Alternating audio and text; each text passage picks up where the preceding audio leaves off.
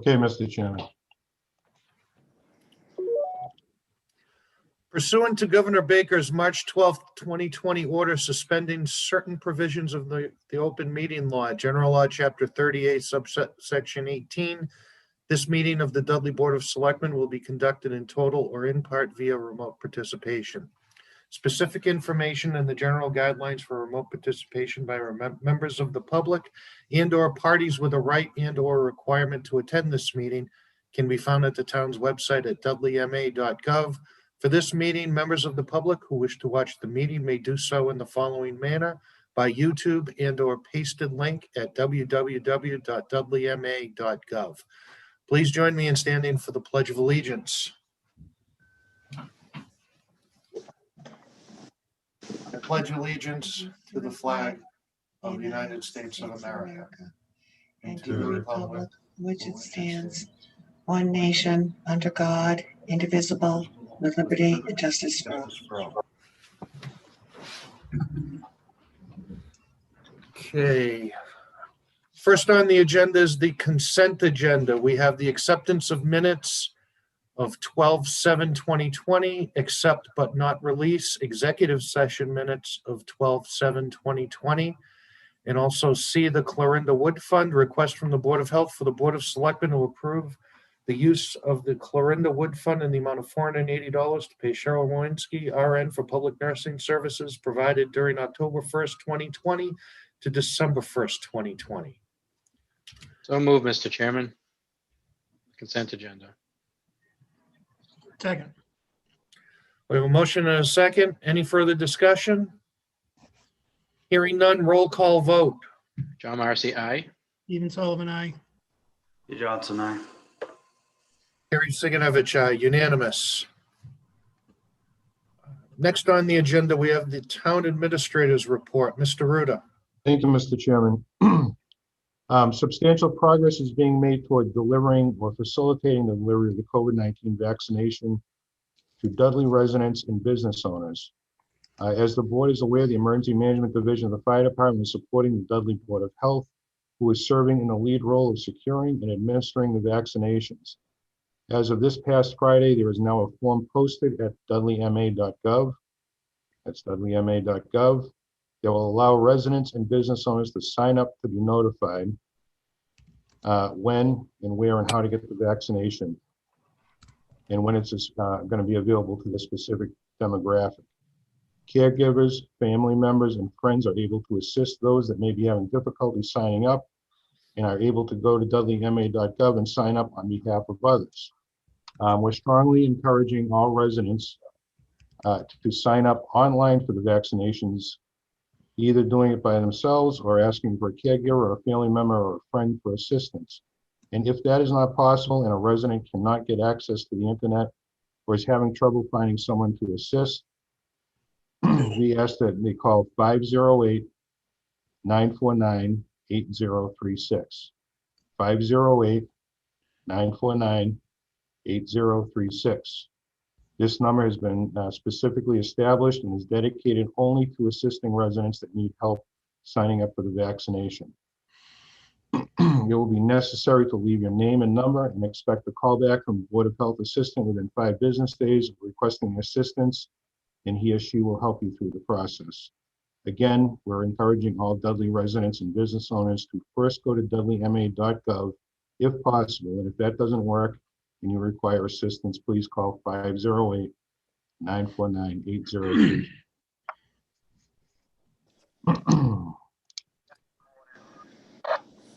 Outside of COVID-19 for a minute or two, let's talk about grants. We received an IT grant. The town of Dudley has secured a competitive grant for $75,000 for IT security funding through the Commonwealth's Community Compact IT grant program. The grant is intended to follow through on the Board of Selectmen's desire to implement cybersecurity improvements and upgrades and act on a recommendation of the town's cybersecurity consultant, specifically some of the capital costs required to meet continuing improvement needs of the town's IT infrastructure. And this will include town hall, highway, police, and fire, and the improvements are already underway.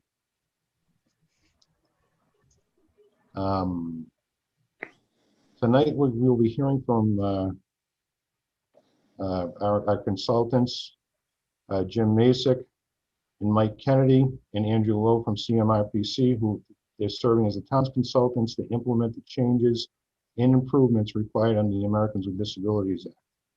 As the board may recall, the town was able to secure funding through the CDBG grant sources to pay for the evaluation of town's ADA infrastructure compliance, and with that evaluation completed, the town, which we're going to hear about tonight, the town will be in a position to apply for further grant funding to pay for the construction costs and improvement costs that may be required for improved access to the town's facilities. Complete streets. On January 7th, Bill Scanlon and I met virtually with representatives from CMRPC to review 5 priorities of the Complete Streets Grant Program. Representatives from CMRPC report that they have just completed their fieldwork portion of the data collection. And I was just actually looking at that report. I'm going to put a link up on our Facebook page for residents who might be interested in taking a look at where we stand. There's a posted link that will show Dudley's portion of the data collected on the Town of Dudley Facebook page. As the planning board also serves as the Complete Streets Committee, a public meeting workshop will be held, hosted by the planning board in February, that will allow for participants to weigh in on their ideas. As the board might recall, the strategy in pursuing the MassDOT Complete Streets competitive grant is to look at areas in town that could benefit from a public safety standpoint in terms of traffic calming measures, from an economic development standpoint, and from the standpoint of major infrastructure improvement projects and additional economic development projects with grants and other sources of funding would add measures of safety, value, and appeal to ongoing town-wide priorities. So that beat goes on with Complete Streets.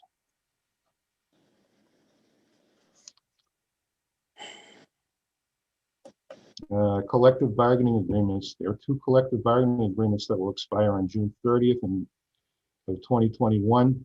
Accordingly, I will begin the process with Attorney Mark Terry to open negotiations in February with highway, water, sewer, and firefighter collective bargaining units in order to reach renewal agreements in time to plan and recommend the FY22 budget. And speaking of which, state revenues have come in above mid-pandemic projections and it's about slightly 3% above projected amounts over the course of the pandemic. But it's less than the amount projected in 2019 for FY22. But there's hints that the governor will include increases to local aid in his proposed FY22 budget. The process will, of course, be behind at the state level, so that will put us behind at the town level. And we're not sure at this point what that number will be, but it's a little bit of a rosier picture than we thought about 6 months ago. And to that end, I'll be looking maybe to a date in mid-February to begin our local budget process. And I will send out a memo to that effect. As we look to the budget, in the rosier picture, we also have to be reminded that FEMA did not pick up a lot of the things that we initially thought they would. So those items will need to be addressed as well. And with that, Mr. Chairman, I'm done with my report. Mr. Ruda, board members, any comments, or would someone like to make a motion to approve? Couple of questions, Mr. Chairman. Certainly. I spoke to the administrator a couple of weeks back about some of the reimbursement. Do we have a firm figure on that which was not reimbursed? Yeah, we have a pretty firm figure. I think it was, now Rich is on the line. I think it was from the FEMA standpoint, is about 116. It's not been read. The FEMA side has not been reconciled, but that was the total amount charged to that account. Okay, and then the second one, Mr. Chair, we're going to continue how we've been doing it the last 5-6 years. Let the administrator, along with council, address the framework of the contract proposals, and then we'll get the fine tuning or the changes that may or may not be incorporated. That seems to work well in the past. Okay. Yeah, because if that wasn't the case, I was going to suggest that should be the case. Thank you. Anyone else? Okay, the chair will entertain a motion. Motion to accept as presented. Second. Motion and a second, roll call vote. Stephen Sullivan, aye. Jay Johnson, aye. John Marcy, aye. Harry Sigenovich, aye, unanimous. Mr. Chair, real quick, Yes, Um, Mr. Sullivan. I believe the fire chief is trying to get in from the waiting. He was on a fire call. Mr. Ruda, can you let him in? I do not I have see another access. Steve Weiner. I don't see a fire chief. Oh, there he is. Okay.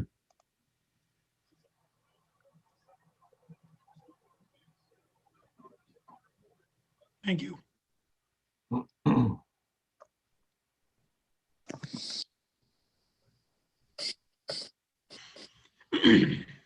Next on the agenda, the town administrator.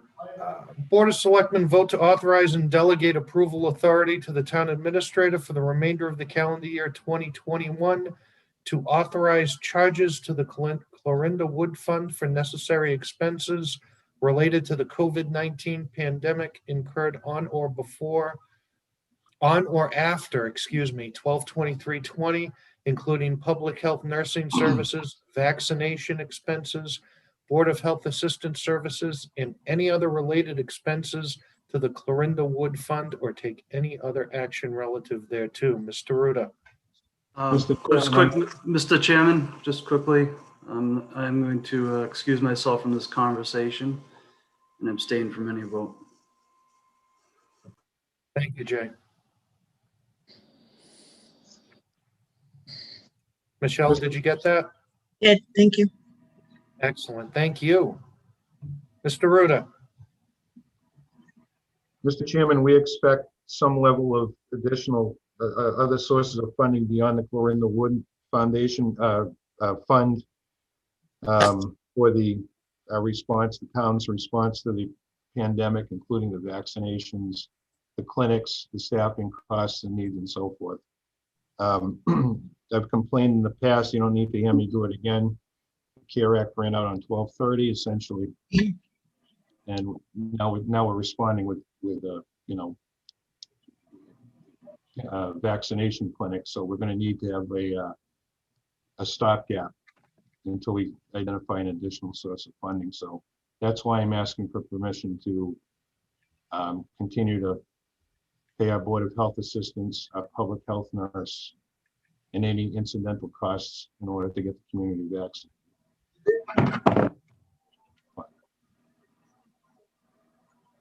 Mr. Chairman, Yes, Mr. Sullivan. would those be considered approved uses of the Clorinda Wood Fund? Yes, Falls within the scope of the guidelines? it falls, according to my reading of it, it falls squarely within those guidelines. It's a clinical, it's being used for clinical costs to respond to the needs of the town of Dudley, residents of the town of Dudley. Thank you. Any other questions, Mr. Marcy? Mr. Chairman. Thank you. Yeah, I don't have any questions on this. It looks like something. So Mr. Ruda, basically you're looking to streamline the process so that we can get the vaccination process and things associated with that. We can fast track it and avoid coming to a meeting in order to authorize that. Is that pretty much the Reader's Digest version of what I'm reading here? That's correct. Any So, additional Mr. Chair, the comments? scope of the motion would be just, I'm sorry. All right, The go on, scope of Mr. the Sullivan. motion would be just, the scope of the motion would just be for pandemic-related expenses. We would still retain oversight of other spendings. Yes, yeah, Mr. Sullivan, it's a weekly payroll cycle. Supplies, needs, things may come up that I wouldn't want to jeopardize delaying or not responding in a timely manner to setting up a local clinic in order to wait 2 weeks just to have authorization to spend the funds. I'm going to, like I said, I'm going to limit it to only that which is needed to respond to the ongoing response to the pandemic and what we may need as a stopgap to set up these vaccination clinics. And Okay, it's not an unlimited amount of money either, so it's going to be a tight budget, and I'm going to, watch it very closely. okay. Just want a little clarification. Thank you. Marcy, you're good? Chair will Mr. entertain a Sullivan motion. had my questions. Yeah, with that, Mr. Chairman, I move that we approve. We authorize the town administrator to have the legal authority to speak for us on the Clarendon Wood Fund for necessary expenses related to COVID-19 pandemic incurred on or after 12/23/20, including public health nursing services, vaccination services, and Board of Health assistance services, or any other related expenses to the Clarendon Wood Fund.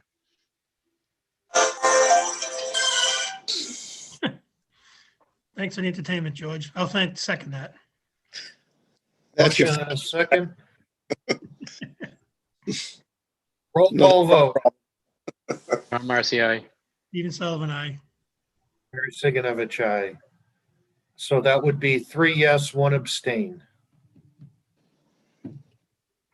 Excellent. Mhm. Next item on the agenda, we have, Mr. Chair, I think that the proper term should be recusal. He didn't abstain. He didn't participate. Abstain would, I think, infer he participated. I think you I might want to know. apologize, you're correct, Mr. Sullivan. Could you change what I said, Michelle? Thank you. You probably would have anyway, but That's fine, that's fine. Next on the agenda, we have Andrew Lowe from the CMRPC, the ADA Self-Evaluation and Transitional Plan Public Presentation. Andrew. Thank you, Good Mr. Chairman. So again, I'm Andrew Lowe from the Central Mass Regional Planning Commission, or CMRPC. CMRPC, for those who aren't familiar, is the state designated regional planning agency serving Dudley and 39 other cities and towns in the southern part of Worcester County. Dudley's ADA plan is part of a community development block grant awarded to the town by the Mass Department of Housing and Community Development a little more than a year ago. And CMRPC is serving as the grant and project manager on the town's behalf. For those of you who aren't familiar with it, ADA stands for the Americans with Disabilities Act, a federal civil rights law passed in 1990 that prohibits the exclusion of people with disabilities from equal opportunity and access to public services. The plan is important for a myriad of reasons, but I'll just highlight 3 here tonight. The first is that it helps identify any barriers to town services for disabled residents and lays out a map for the town's use to reduce and eliminate those barriers over time. It helps to protect the town through better compliance with ADA and related state laws, and it opens the door to various state grants that now require having an ADA plan before funds can be received. Dudley's plan has been under development since last spring by a consulting team led by the Center for Living and Working in Worcester, working closely with staff in the town administrator's office, the building department, the planning department, among others. Tonight's presentation is intended to give a good summary of the main issues identified in the draft plan and to allow for questions and comments. Public questions and comments are being accepted also through email through the end of next week, and there is a link on the town's website that has both a copy of the full draft plan and the email address that comments or questions can be submitted to. So with that, I'll hand things off to Mike Kennedy from the Center for Living and Working, along with Jim Mazik, both of whom are veterans of many local ADA plans around Worcester County, and they will walk you through the plan. Thank you, Andrew. And to the folks on this call, can everybody hear me okay? No. You've got a little background static happening there, Mr. Kennedy. Oh, I Am I have the no only idea. one that can hear that? I hear static. I do also. yeah, static. All right. hold on, do here, I haven't had trouble, I just started having trouble with this, last week. Might be the breeze blowing through the firs behind you. I'm sure that was going on today too.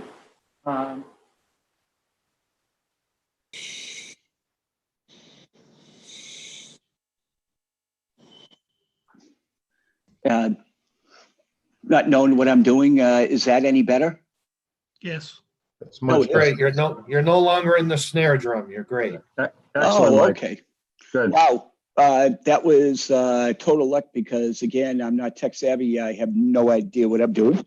So, Sounds like me.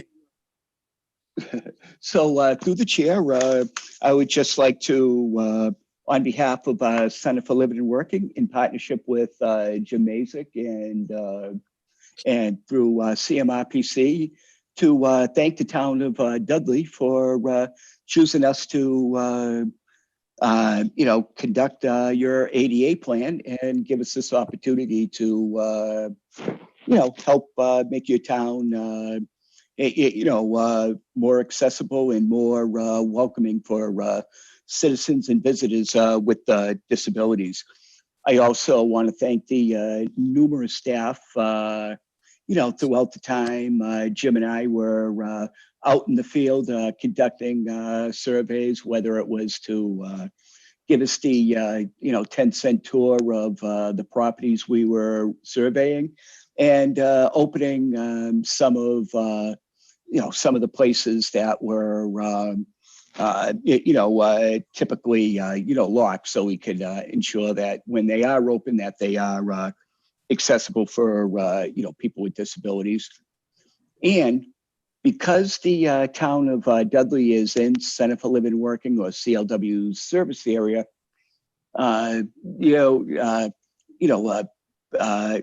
folks that work for the town of Dudley and residents of the town of Dudley are welcome to contact Center for Living and Working for anything and everything that is disability related. And I look forward to being able to help out now and in the future. So with that being said, I'm going to hand this over to Jim Mazik, who will give you the background of the ADA and the kind of things that we look for when we're out conducting our field work and studying the policies and procedures in town.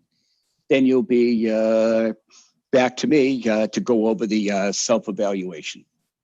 So that being said, take it away, Jim. Hey, thank you. Can everyone hear me all right?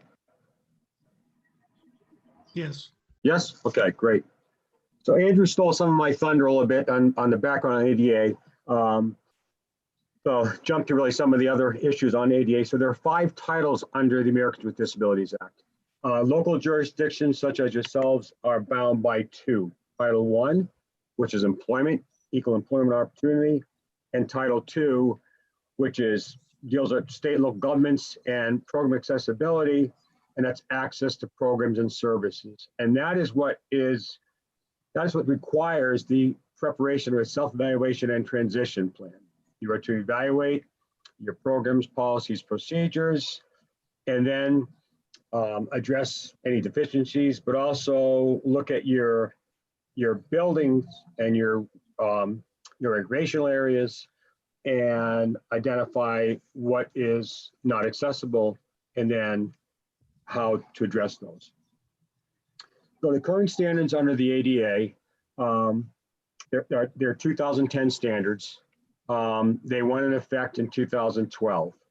The standards are about, this thick. Massachusetts also has a code, a state building code, a specialized section of the state building code. They're about this thick.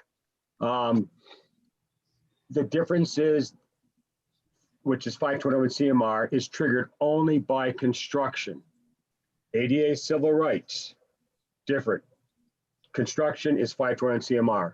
So if the work that's being done on a property, public or private, is less than 30% the value of the building, and the work is under $100,000, then only the work must be made compliant according to the regulations. If the work is less than 30% the value of the building, and the work is more than $100,000, then not only the work, but there needs to be accessible entrance, there needs to be bathrooms, drinking fountain, that sort of thing. And if the work is over 30% the value of the building, then the entire building must be made 100% compliant, assessment-wise, and that's over a 3-year period. Now, I'm pointing that out because there are differences in the standards between ADA and 521 CMR. And when I go on later on to talk specifically about the assessments, and that's after Mike gives his piece on self-eval, we'll show that we look at both standards, and we look at, and then we identify those, and our recommendation is based on the higher of the two, whether it be state or federal. So in terms of the plan format and content, I look at really there's 4 sections. The first part we call the front end, and really it's more of an educational piece for the town.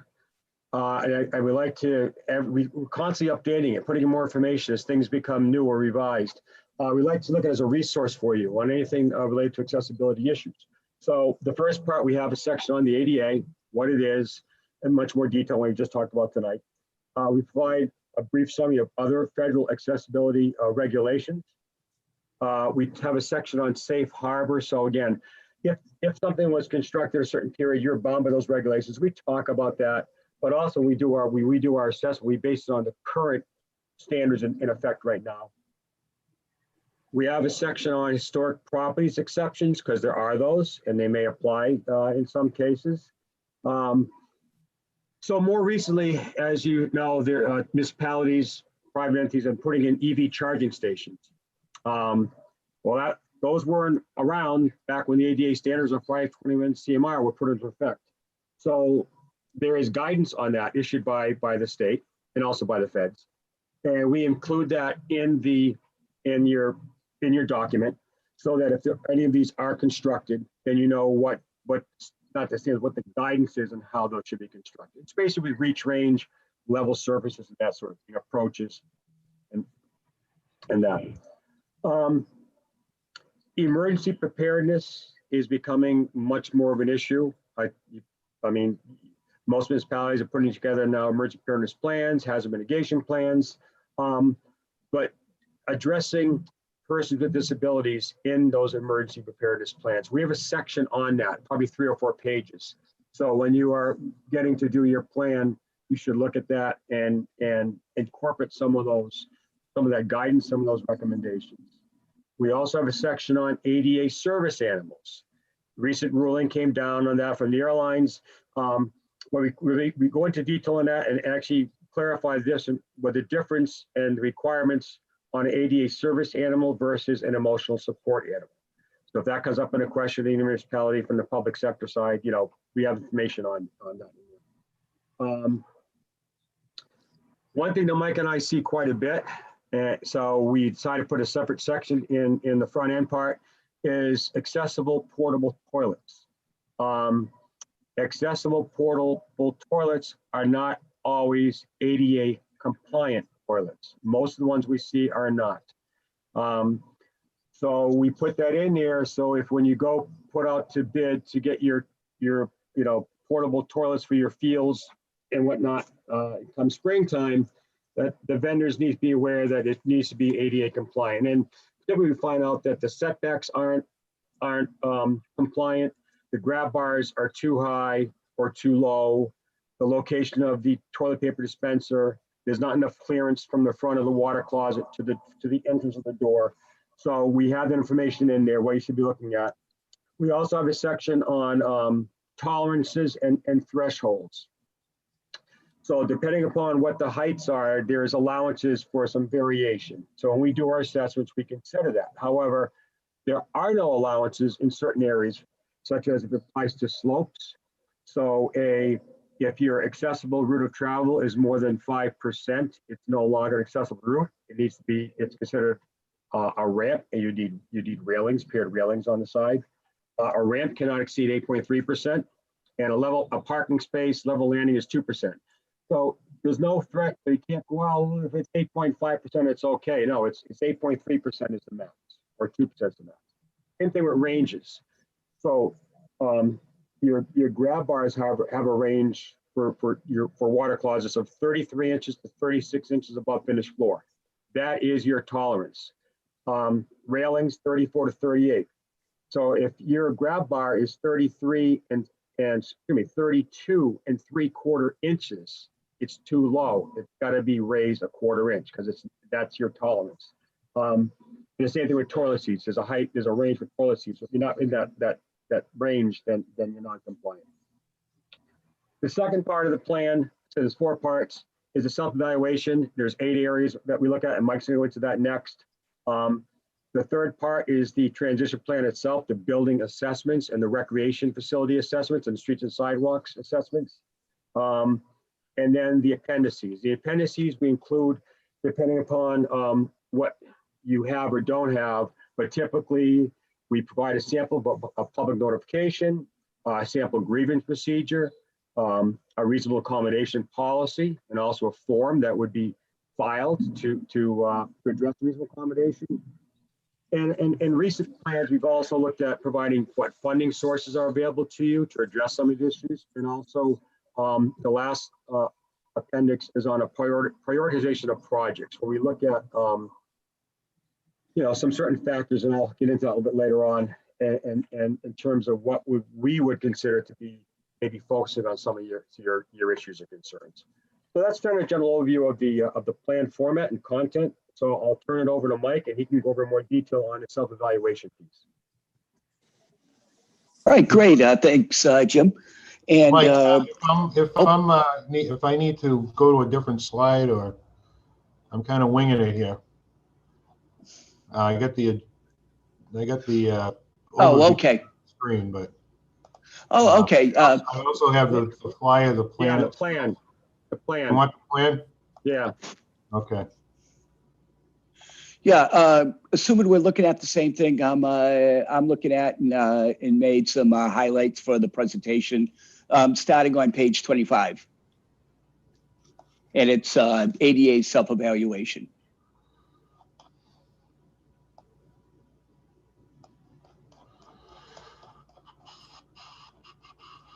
Talk amongst yourselves.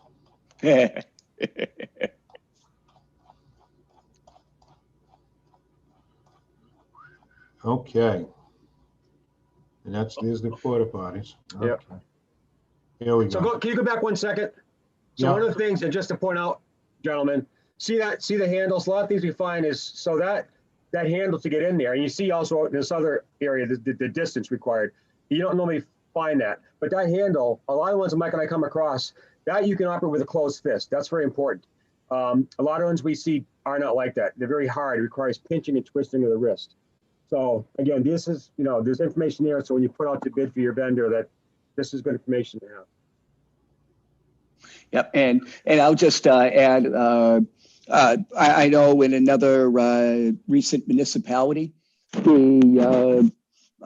the company that they used for porta potties and their different rec facilities, even though it was the same company, because it almost looked like we were stalking them, but we checked out a whole bunch of properties in one day, and some were usable and some were ADA compliant, like Jim pointed out, and no rhyme or reason. So, but at the end of the day, for people who use wheelchairs, even the usable, accessible, better alternative to not having one, or an accessible one, or having to go into the woods.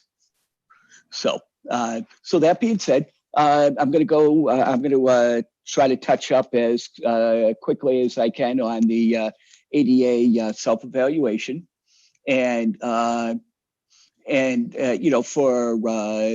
for people to follow it, I'll just scroll down. Okay, so the first thing with a ADA self-evaluation is that all municipalities must perform a self-evaluation of its policies, practice, programs, procedures, services, et cetera, including communication to determine compliance under the ADA. So next brings me, the first place we talk about is commissions on disability. The town of Dudley did have a commission on disability, but apparently it has not been active for several years. According to, I believe, Jim Paul, he was the chair of the commission back then. There were 5 members when the commission existed. The Mass Office on Disability statewide municipal commission on disability listing dated May 12, 2020 shows that Jonathan Reuter, as the town administrator, / ADA coordinator, and CLD contract.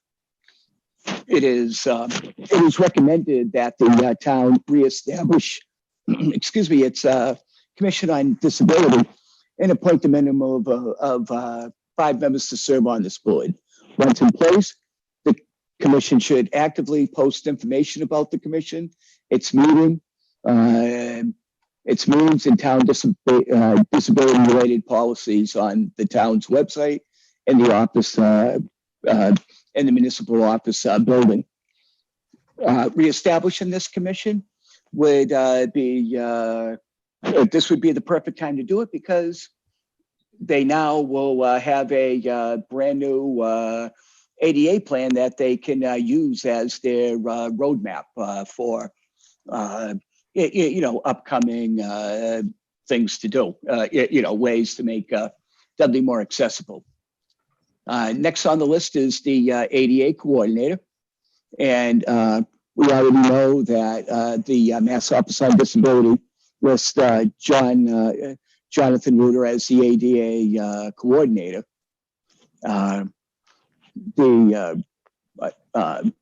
But there's no listing or information regarding the ADA coordinator in the town's website or its 2019 annual report. It's recommended that the appointment and listing of this position be added to the town's website, posted in the town hall, and listed in its annual report.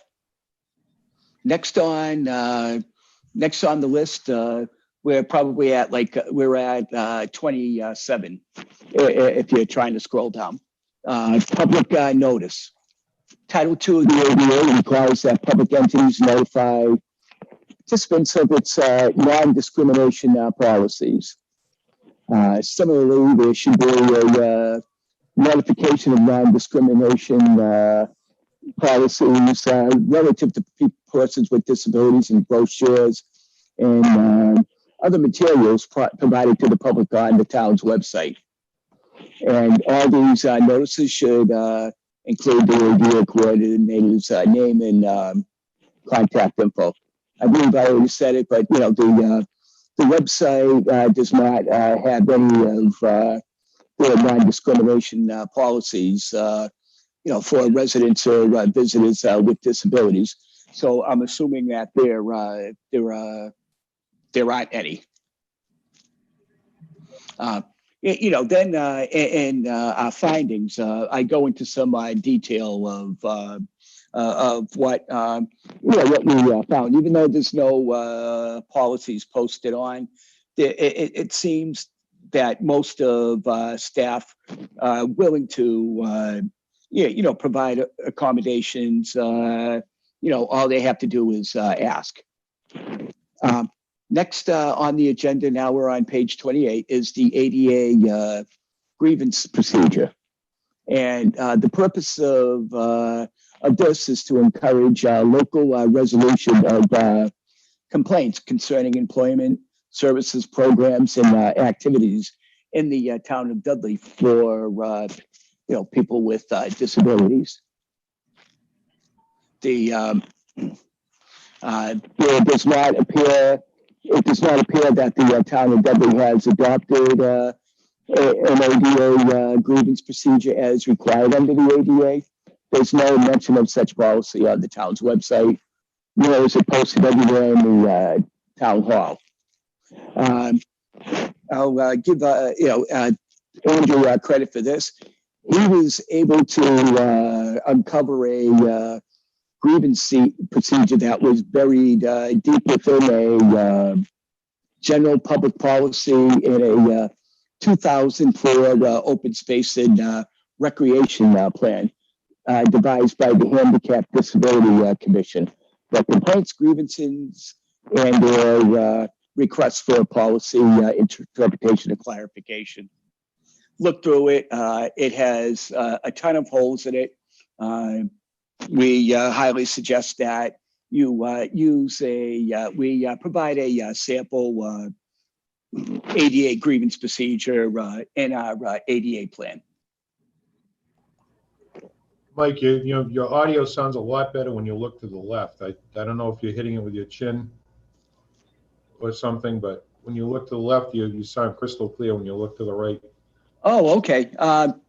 Ironically, what looks like your left is actually my right. but yeah, the microphone is right near my chin, and yeah, and I have what I'm trying to say on the. I have a laptop right next to me that has that, so that's why I'm looking over. But it sounds good now. Whatever you did fixed it. Oh, good. I'll have to try to remember that. I'll have to try to remember that in other Zoom related meetings. The next on the agenda, on my agenda, is policies, procedures, practices, and here a municipality should have formal separate policies and procedures pertaining to ADA and program accessibility, grievances, communication, equal opportunity, and non-discrimination. By the way, I'm on page 29. And yep. And currently, the town of Dudley does not appear to have any formal reasonable accommodation or modification of programs or services policy in place. There are no policies available on the town's website or the most recent annual report. The next piece, now I'm on page 31. Because again, a lot of our findings is notated in that blue font to that you can look over. But for the sake of time, I'm just kind of going to the the most important points. So reasonable accommodations. Under the ADA, a person is considered a qualified individual with a disability if he or she can perform essential functions of a job with or without reasonable accommodation. The following verbiage is contained on the application for employment form available on the Town of Dudley's website under the Personnel Board tab. Applicants for employment considered without regard to race, color, religion, sex, marital status, national origin, age, or disability, which is very good. 6 out of the 8 job descriptions that we received included reasonable accommodation language under physical and mental requirements or physical demands or requirements. Then I go into what the reasonable accommodation languages were on each one. I think they're essentially similar, and then we go into intricate detail on some of the language that job descriptions have that serve no purpose but to discriminate. And as we point out, it's better to focus on the result as opposed to the action thereof. So right there, right, what's posted on the screen are some good examples of what's really not good wording and what would be considered better wording. So moving on to the maintenance. And now we're on page 32. A municipality must maintain in operable working conditions those features that are necessary to provide access to services, programs, and activity. And this could be, door closes, sidewalks, parking space signage, striping, if snow removal, plowers in the winter, please don't use the handicap parking spaces to, pile up your snow and cleaning out the parking lot. Things like that. We go on to talk about we point out some of the items that we saw during our evaluations, our actual physical assessments that Jim will be touching on after me. The next piece is, and we're getting near the end of my dry and boring presentation, so thank you for bearing with me. Effective communication auxiliary aids and services. Local governments must ensure effective communications with individuals with disabilities to ensure that communications with individuals who have hearing, vision, or speech impairments, municipal governments must provide appropriate auxiliary aids. Some of these auxiliary aids include such services and devices as American Sign Language interpreters, assisted listening headsets, such as for annual town meeting that I'll talk about shortly. Television captioning and decoders, telecommunication devices for people who are deaf, such as TVDs or video phones, use of 711 telephone interpreter services, Braille documents. The list goes on, but there are several different ways you can communicate with people who can't read or hear the spoken word. Then, just based on what was submitted in response to the ADA self-evaluation survey, as well as viewing policies, available policies and available materials, it is not clear as to what degree the town complies with this provision. It does not appear that information of this type is available as part of regular meeting notices and postings, and who to contact to arrange for providing such accommodations. So one great example of where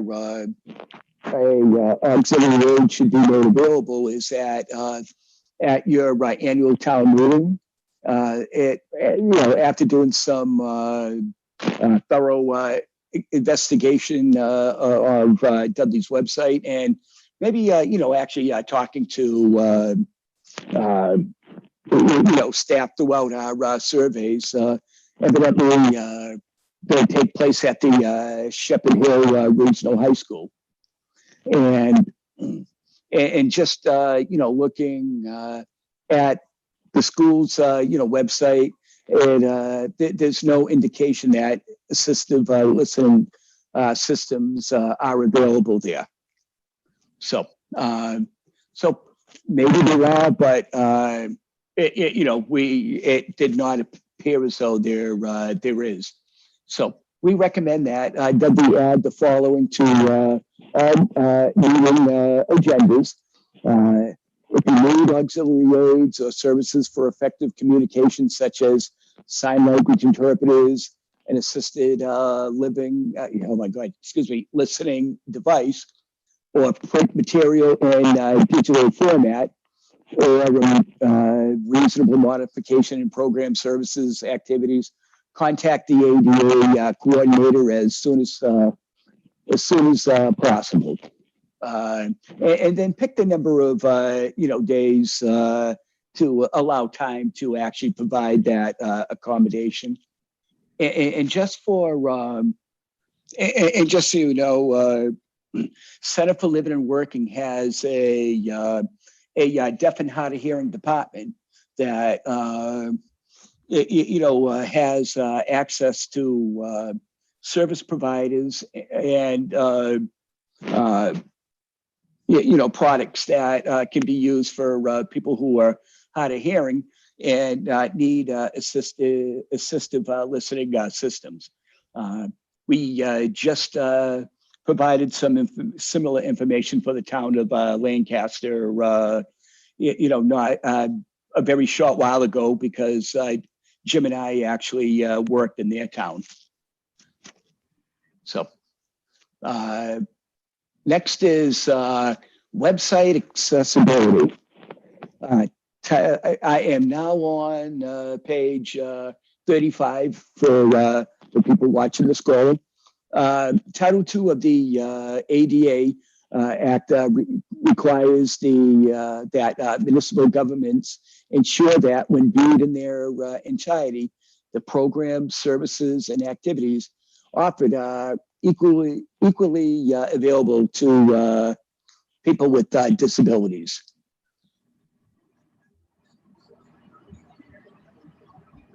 A real good friend of mine who is visually impaired, using the JAWS 2020 screen reading software, was able to navigate the town of Dudley's website, including the individual departments, committees, commissions, web pages. The website is properly labeled and seemed to work. However, I'm still quoting my friend Nancy. However, it is a bit cumbersome to find the link one wants, as you have to keep arrowing down to find each department. But as far as accessibility goes, you can get to the info pages that you need. Frankly, I was surprised she gave a good review of that. I know myself, I had it was a bear trying to find information on the town's website. But I do digress. According to staff, the town is currently working on updating the town of Dublin's website and is seeking input on that format. It's recommended that the town consider modeling its website similar to the government websites by Civic Plus, as it's much easier to navigate and find what one is looking for. And it also is screen reading software accessible. I'm not saying you should get this, but many of your neighboring towns use this service, and I encourage you to check it out just to see see how it works.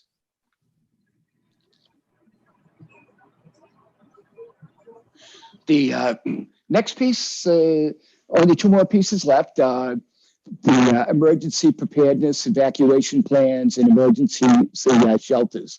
The Department of Justice views.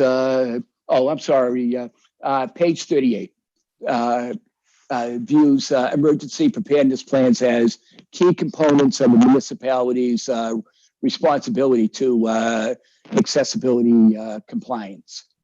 The front page of Dougie's website only has the message emergencies, dial 911. There's no other emergency preparedness or sign up opportunities listed here or under the police tab. However, the following message appears in the fire department tab. As of July 1st, 2019, Dudley will no longer use Code Red emergency alert system to notify people of our community of emergency events. We ask everyone to sign up for a WAVE emergency alert system as to continue our ability to send emergency notification to the people in town. So that's a good thing. But you know what? Maybe it was overlooked, but there is a Code Red sign up tab under the town's website. Let's see, the resident tab. It's there's a Code Red sign up tab under residents, and if you click on that, you get the following message: the link you have access is no longer active. Please click here to contact customer support.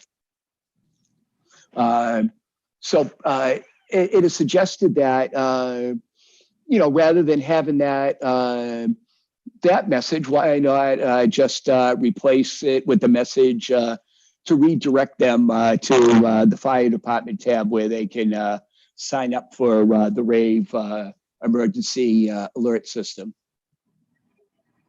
And polling places, page 39, and this will be my last piece. And under the ADA, Help America Vote Act, Voting Accessibility for the Elderly and Handicapped Act, and Massachusetts General Law, polling places are required to be accessible to persons with disabilities. So there's only one polling place in Dudley, and it's located in the senior center at the town's municipal office complex. While Jim and I were there surveying the municipal office complex, early voting was taking place at the senior center. Overall, the voting accessibility is compliant, but the automatic voting assist terminal was not present, and all the voting booths were set up for people standing. The town clerk explained that the automatic voting terminal had broken the day before, but had been fixed, and it was going to be set up later that day.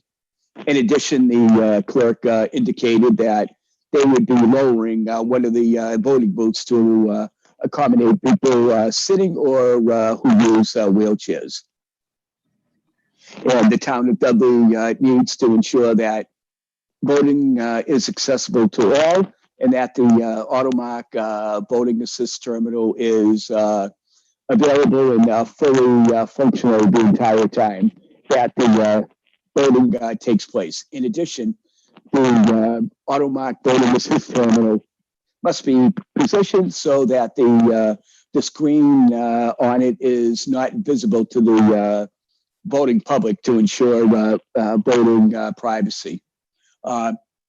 Also, I don't know if Jim will have time to touch on this, but I believe there's actually a drop-off mailbox for people who wanted to vote by mail. And if I recall correctly, that it was sort of set up like a mailbox. It was up a little bit too high beyond reach range. I believe that's what it was, but Jim may be able to talk about that later. So that's my piece on the ADA self-evaluation.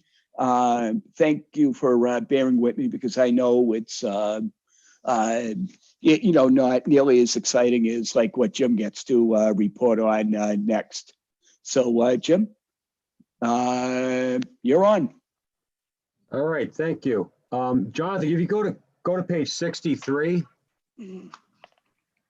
Now you can breathe a sigh of relief. I'm not going to go through page for page every single building because we'll be here probably till Friday. I'm going to do just a quick overview. I want to go through the format, and we'll use page 63 to do that and how it's presentation, and then going to go through some common issues, and then come back to our priorities. So if you look at this, so the format, typically for each building, I'd like to talk a paragraph about what the function description, and then a photo, and then Jonathan, you can scroll down a little bit. Yeah, okay, well, back up some more. Yep, a little bit more. A little bit more. Yeah, right there, perfect. Who the responsible party is. And then we like to put just a narrative. So you want a quick look, just so you can see, generally what the issues are with the areas of non-compliance. And then Jonathan, go to the next page, 64. Right there is good, perfect. So this is for each building. So again, we have it. So you'll notice in the left-hand column, a general description of the obstacle of what it is of non-compliance. We cite both the federal code, the state code, and then what the action needs to be done to bring that into compliance. And then we have 3 different categories, and then a cost estimate. The first category is priority, and on 1, 2, 3, 4. So 1 is actually access into the building. 2 would be goods and services. 3 would be bathroom. 4 would be anything else. Feasibility really depends on the person. So this actually was in the building itself. So if it's number 1, anyone could do it. So let's say you need to basically move a furniture item because it restricts the clear width. Okay, that's 1. Anyone could do it. Maybe it's going to be lower a sign or change out a hardware. That would be probably maintenance staff for DPW. That's number 2. Priority 3 would be it's going to require maybe a plumber, a carpenter, construction. And in this case here, this was in the building itself. So it required to actually modify the building. And 4 would be something much more complicated. You're going to need to have an engineer, architect, and it's going to resolve in some construction variations. And then the last one being a general concept. So we also have the time frame. The time frame we look at really immediate, near, or long term. Immediate was in the next 2 years. Near would be 2 to 5 years, and long term like 6 to 9 years. So that's generally the format of all of the individual assessments, buildings, and then the recreation facilities. Sidewalks are a little different. We also talk about in the area where you have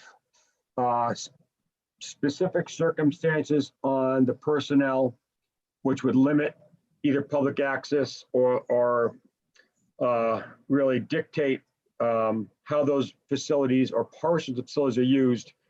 And basically, I'm talking about police, and I'm talking about fire, and in some cases, DPW.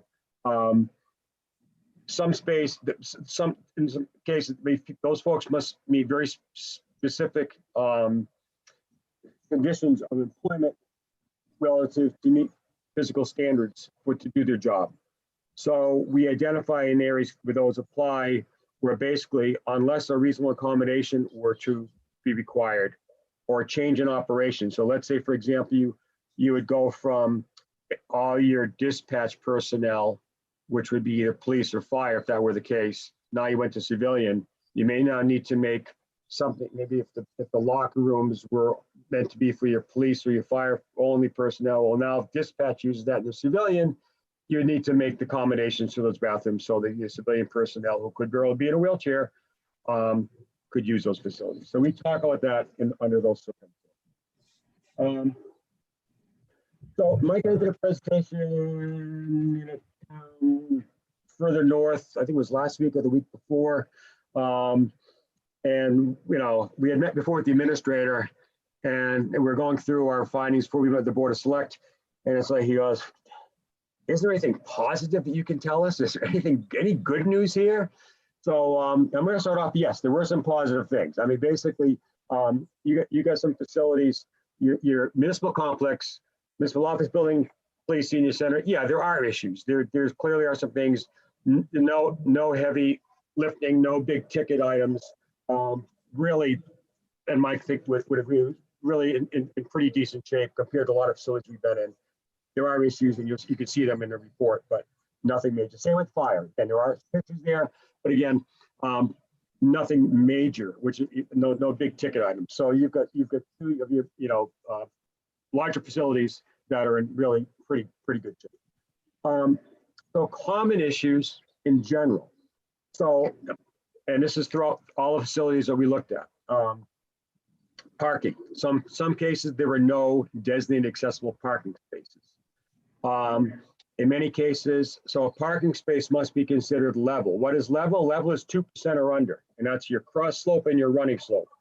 So in many cases, we had cross slopes and running slopes in exceedance of that. In some cases, there were no signage or there was no van accessible signage or designation. Some cases, the signage was either too high or too low. Must be at least 60 inches to the bottom and no more than 96 inches to the top. Reach ranges. So reach ranges in buildings and sites. Mike mentioned the drop boxes. Yes, there's a drop box at the municipal office complex. There's a drop box at the library. As I mentioned earlier, standards for 2010 ADA and 521 CMR are not always in sync. 521 CMR reach range is 54 inches. 2010 ADA standard is 48 inches. Higher standard too. So if your drop box is 54 or 53, it's too high. It needs to be brought down to 48. Same thing with phones, dispensers. Now, what do we see everywhere in town buildings? Hand sanitizers. Hand sanitizers being mounted too high, not within the reach range of the 2010 ADA standard. Protruding objects. This was in town hall, also a number of other buildings. A protruding object is anything that protrudes more than 4 inches into the accessible route of travel at a height of 27 inches up to 80 inches. So that would include, I think in the town hall case, a lot of signs, in some case, TV monitors in meeting rooms, and defibrillators. So, and there's different ways you can address that, and most of those are very low cost or no cost ways to do so. And the reason that is if I'm sight impaired, and if it's more than 4 inches out and higher than at 27, Mike, I'm not going to pick up cane detection. My cane's not going to pick that up. I might walk into it, and I could, do some injury to myself. Throughout, again, most of the buildings, stair railings were non-compliant. They lacked extensions, 12 inches at the top level and at the bottom, slope distance of a tread, and then 12 inches level at the bottom. Very common, we see this all the time. And this is kind of a maintenance thing that Mike had stated earlier. Door operating forces and closing speed. So door operating forces cannot be more than 5 pounds for an interior door or 15 pounds for an exterior door. The closing speed must be at least 6 seconds for the 521 CMR. So again, we very rarely find that we find those in compliance. We also found throughout the building, and I see some right here, you can see actually, this is good. Go back up a little bit. I want to go back to here. So, okay, here. All right. I can't see. I can't tell you. So you can kind of tell here. There's that photo one. There's that drop box. And this is the library. So we found all the buildings. In many cases, there was not tactile designation signage on the latch side of a door, or it was improperly mounted on the door itself. You'll see here, and a lot of the conference rooms, and I'm looking now at this photo, it's gonna be 4, it's a little bit cut off there. Public has access to a lot of these areas, and this was in a couple of buildings, I believe, library, and I think also the fire meeting room. There might have been a couple others, and again, it's all in the report. Counters were too high and lacked knee clearance. So if a conference room is also to serve, general public to go in there and want to use a sink, there's some, I can't, it's too high and it's no knee clearance. So those things we identified. Bathrooms, various issues throughout, depending upon which building. Common items, coat hooks and dispensers were too high. Depending on what type of dispenser. So under 520 and CMR, your basic dispensers such as towel and soap are at 42 inches, which is more stricter than the 48 under ADA. Other dispensers could fall into the 48-inch category. Coat hooks are 48 inches.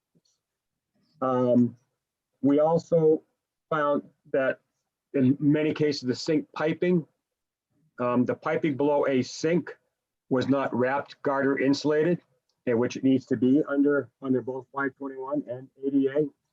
In many cases, the toilet paper dispensers were not high enough and were either too close or too far from the water closet front or behind the water closet.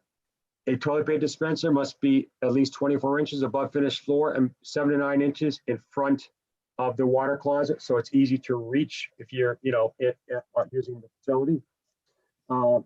Mirrors being mounted by mirrors must be at a height 40 inches to the bottom reflecting surface. Not always the case. And in many cases, stall doors, they need to be self-closing. That's the maintenance issue. Many cases they were not. And pull devices. Typically, folks will put pull devices on the interior, but they need to be on both sides of the door, especially when the door is not self-closing. And in some cases, and I mentioned, and I showed that on a portable toilet, that lever, in a couple of cases, we also observed non-compliant locking devices where they're very small and we require you to grasp and twist it. That's not allowed. It needs to be more of a larger structure. I can just take it and move my fist and lock it. You have many metered faucets, which means, once you push on the button, the lever to dispense the water, goes on and it stays on. The water must stay on at least for 10 seconds. That typically was not the case. It might be 1 or 2 seconds to stay on. In many cases, the operating force was more than 5 pounds to do that. Those are little maintenance things to get in the dust. One specific one I wanted to point out, and again, we see this a lot in the library, in the children's bathroom. There's kind of a mix of standards. So children's standards vary based upon age group. Or if it's in a school, based upon classroom side. So, and I think this is the one here and also the water closets themselves are lower for children. So in a case here, yeah, this is definitely one. The water closet was at a children's height, but the grab bars were at the adult height. So basically making it nearly impossible if I'm a child trying to use those grab bars. They're way too high for me to use. So we noted that, we put in what they should be for height. So those are the general things. And again, not to go in you've got a very detailed for every single building and facility. In the appendix part, we put in what we call priority areas. And we really try to give you some kind of sense of where you might want to focus some energy on. And try to look at, priority based upon public use, degree of non-compliance, and then the impact it would have in making that facility compliant. And really, your recreation areas were key. There's so much usage with those. And very common on most, the lack of accessible routes to and around facilities. Doesn't mean you have to pave it or concrete. It can be stone dust or maintained, but it needs to be accessible route to and around facilities. Town Beach and Crawford Field have bathroom facilities there. Those were all 100% totally non-compliant, and including where the beach changing facilities were non-compliant. Playgrounds need to have an accessible route around and also around the facility as a whole, and then to the play equipment. And there's different types of material that can be used, either both as accessible route and also there's material that meets a certain ASTM standard for a fall zone around the play equipment. So for the most part, we saw wood chips. Now I think Mason School, there was some matting, but the matting didn't go fully through out to all the play equipment, and there was some maintenance issues where the matter was raised and causing abrupt changes in level surface. Shepherd Hill, again, the playing fields around the facility as a whole, not fully there. And there also were some issues at Carmen Nanny Field with the ramp to the bleacher area. The ramp slope in areas exceeded the max of 8.3%. There is no lower railing for wheelchair use. There's only an upper railing. There were a number of abrupt changes in level surface on that ramped approach. And the stairs had partially open risers and really excessive abrupt nosing, which would be a tripping hazard. So definitely some areas there. And again, I'm just skimming over because we're expecting your time and then with the depth of the report. We also look at sidewalks and curb ramps. One area which was common on the East Main Street corridor. So the area where there was at the crossings to driveways, there's a curved granite curbing that's placed there, which reduces the clear width down to only 24 inches, which is well below the max that's required. There are also excessive running slopes at some of the curb ramps. So on curb ramps, a max of 8.3%, 10% on the flared sides. We saw well in excess of that. Areas of sidewalk deterioration on the West Main Street corridor. Some really excessive abrupt changes in level surface and some deterioration anywhere from 2 to 5 inches with potholing in the sidewalk area or raised concrete. And also, I can't remember the store, it was on going down to the Webster Town Line. Excessive cross flow, well in excess of 2%. So lots of times we'll see when there is a sidewalk and even a driveway, it's meant because cars don't want to bottom out and property owners don't want that to happen. So you'll have the sidewalk and all of a sudden you go to where the driveway is and now you're going like this so the cars can go up into that parking area or the driveway. But you can't exceed 2% cross slope because I'm in a wheelchair, that's gonna be a problem for me going, especially in this icy conditions. So that was noted quite a bit. In the Schofield Ave, you have the library. Again, some really excessive at the bottom of the hill, running slope curb ramps, 2 curb ramps, one up near the entrance to the library, parking area, and one down bottom of the hill. And also at the bottom of the hill, at the crosswalk, one side went right into just like a 5-inch granite curbing. And we saw that actually in a number of locations. Jericho neighborhood, same thing. A lot of reduction of clear width down to 24 inches or less. In some cases, the sidewalk just kind of disappeared and almost dissipated to nothing. Some excessive running slopes on curb ramps up to 17.6% or more. I made a note for tonight, and I think in the Green Pine Street there was a crosswalk and there was a curb ramp on one side, but right in front of it was a catch basin. And again, the grates were more than 2 inch. Again, if I'm sight impaired and I'm using the cane, that's going to be a problem with me with my cane, and I could cause injury. There's also on the opposite side of that same crosswalk, it entered into a 5-inch granite curbing. So really, that crosswalk didn't serve a purpose for someone who had physical impairments. Throughout the town, the lack of detectable warning strips. In many cases, fire hydrants and telephone poles reduced the clear width down to 24 inches or less, basically making it passable for someone with a wheelchair. And in a couple of cases, and this is most in the Jericho area, telephone guy wires. So you have guy wires which are coming in, kind of like this, and at a height of less than 80 inches. And again, if I'm sight impaired, I'm going to not detect that and run and could possibly walk into that guy wire into myself. So there should be more where the guy wire is out horizontally, and then you have your metal rod coming down like that. And I think there's 3 or 4, and they're identified in reports specifically where they are, and there's pictures and photos of where those are. So I mean, that's a real quick overview of some of the major findings, some of the common findings, some of the things that, we thought would be priority. And really just turn it back over, I guess, to Andrew on a facilitator, any kind of questions or comments or the chair, either way.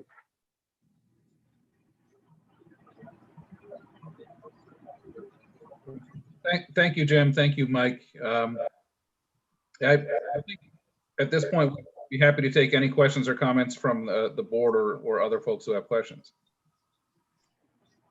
Andrew, what's the next step that we can, through the chair, what's the next step that we take after this in terms of funding and making some of these changes? Well, I think the immediate next step is, as we mentioned, if folks at home or at town hall or the board have questions or comments, they can be submitted. I believe Mike is their point of contact for that, and we're hoping to get any comments by the end of next week. And once the plan is on the books, I think the next step then would be to sit down with town staff and take a look at what kind of the low-hanging fruit is in the plan. And as as Mike and Jim recommended, this might be a good opportunity to try to reconstitute that Commission on Disability to oversee implementation of the plan going forward. But once you have this plan on the books, you do have a better opportunity to go out there and seek funding through 2 or 3 different programs that you would not be eligible to access without the plan, to try to implement some of the mitigation activities to address the issues identified in this plan.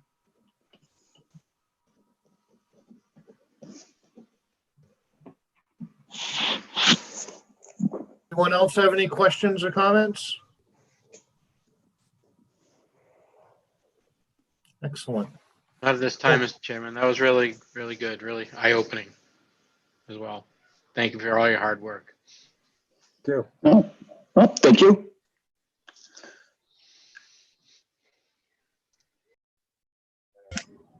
Nothing else? All right, well, I thank you. I thank all of you gentlemen for coming. Appreciate it.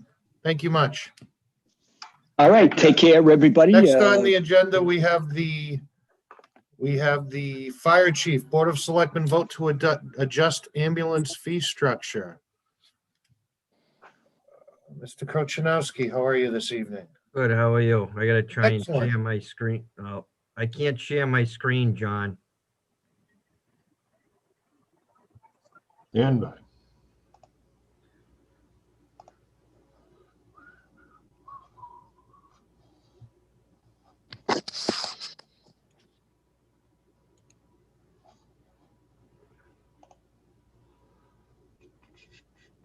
Well,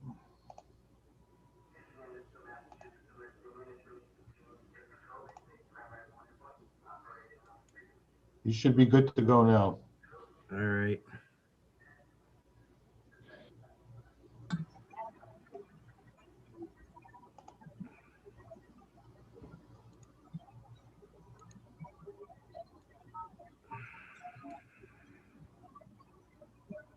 How do I get something off my desktop here? Get out? What's that? Nothing. You should be able to see, when you hit share screen, you should be able to see a desktop, and then you just select what you want to.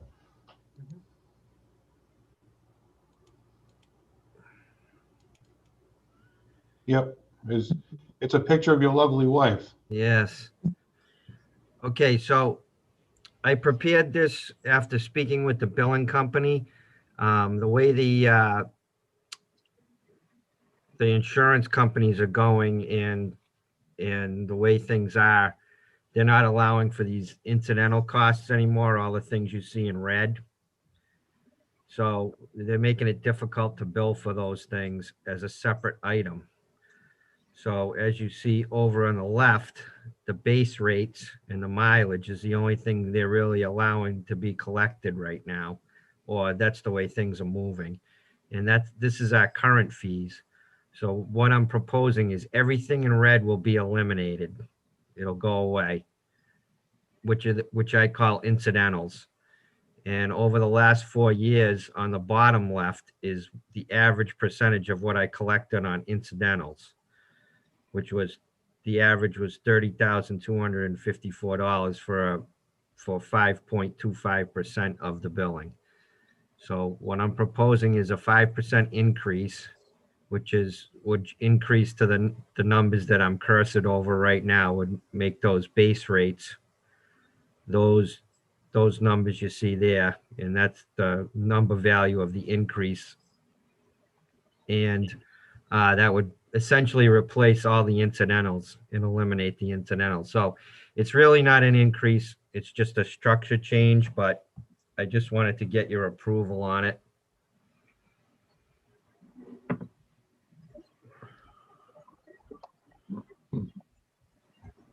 Chief, through the chair, is this consistent with what other departments are doing? Yes, and I believe it's right in line with what their billing rates are. Mr. Chairman, Mercy.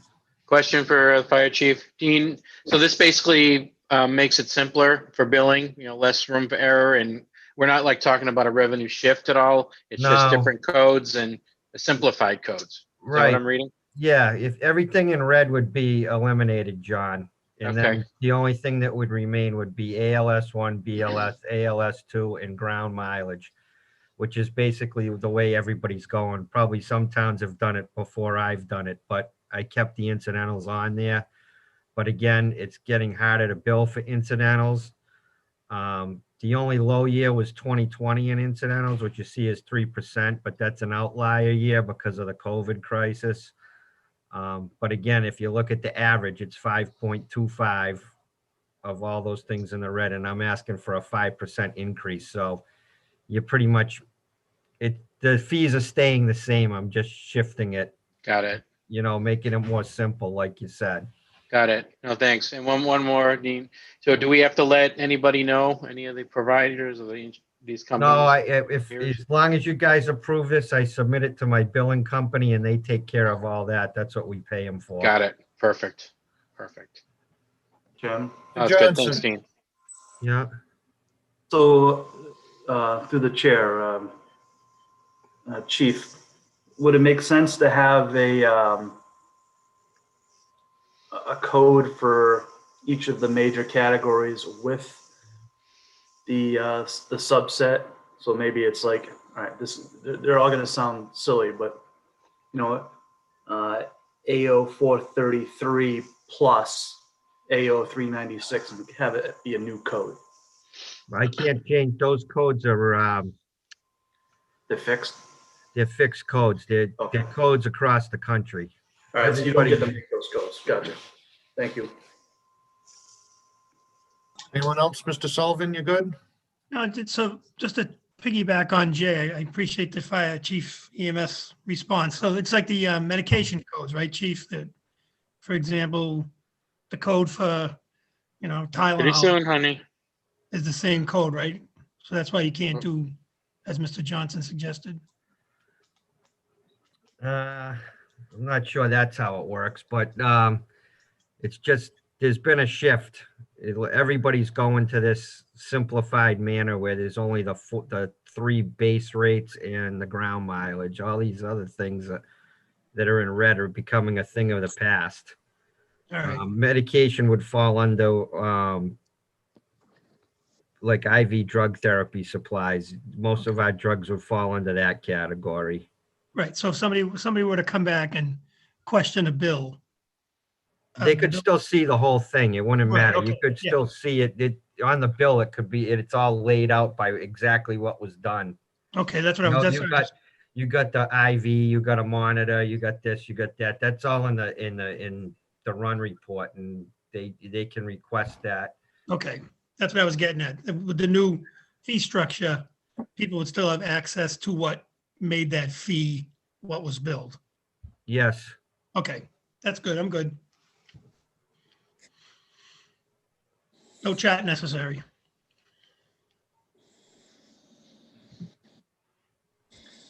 All right. So Chief, what are you looking us for? Are you looking for us to vote to approve this? Yes.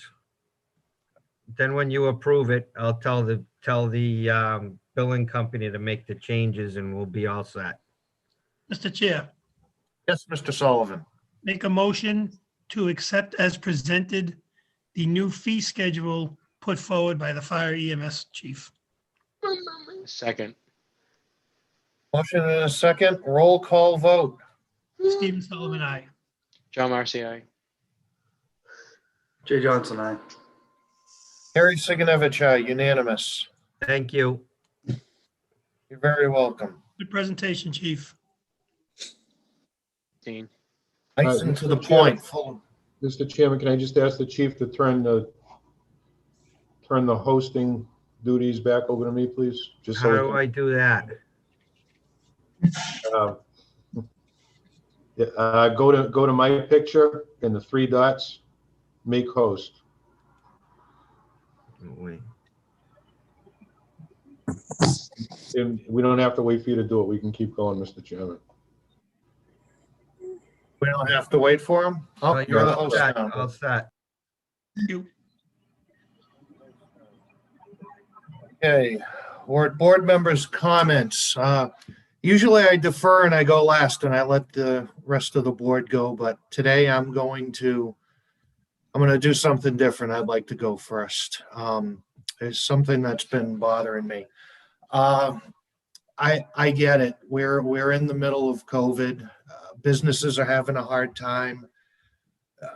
They're doing with less traffic, less capacities, less everything, but still there are rules we have to follow. They're coming from the federal government, the state government, and if someone complains to us about a place being over capacity, or like this week, I got a phone call about people not wearing masks, over capacity, whatever. If someone calls either the town hall or if someone goes to the state website, the Department of Labor website, and makes a complaint there, I mean, complaints have to be followed up on. I mean, if you've got somebody speeding by your house and you complain about it, you wouldn't want that not to be followed up on. It's the same thing. I don't want to get to a point where we're having to I don't want us to pick and choose what laws we enforce and what we don't. And I don't want to have to. I just wish everybody could just follow the rules, whether you like them or not. This isn't a political statement. If you know me at all, I'm not political at all as far as left and right. It's just, please don't put us in a position where we have to do something we don't want to do. Just please follow the rules. Our cases are starting to come down with the lights at the end of the tunnel. We'll make it the rest of this way. Please just follow the rules. Thank you. Yeah, Mr. Chair, Mr. Sullivan. I'd like to just follow up with that. And I agree with you, and you well spoken on the issue. Yes, as selectmen, we do have code enforcement responsibilities, but I too have gotten calls. And again, I don't like to wear the mask. I have health conditions, which kind of worries me with the breathing, but I wear it. It's all about following the rules now. So as you said, the light at the end of the tunnel gets a little brighter, gets a little closer. And in this day and age, in the pandemic, nobody wants to go in and say, hey, you're trying to do your business, but the guy at the counter doesn't have a mask on, and then they pass the buck and say, well, I'm not in charge. Well, if we get a complaint, we have to follow up. I see George on the screen. It's like with the water. George addressed the water more than once. I'm sure he's going to touch on it again tonight.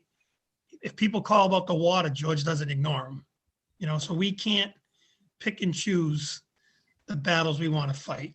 And I think you said it well, and I just want to let you know that, yeah, the complaints have come in sporadic, but still it forces us to send somebody out to follow up. And we don't want to be the bad guy, and nobody wants to be the bad guy. So please, people, just play by the rules, and hopefully it'll pay off in the long run. Thank you. Well said, Mr. Sullivan. Thank you. Mr. Johnson. I'd just like to touch on the water sewer meeting the other day. Thank you for the invite to the meeting.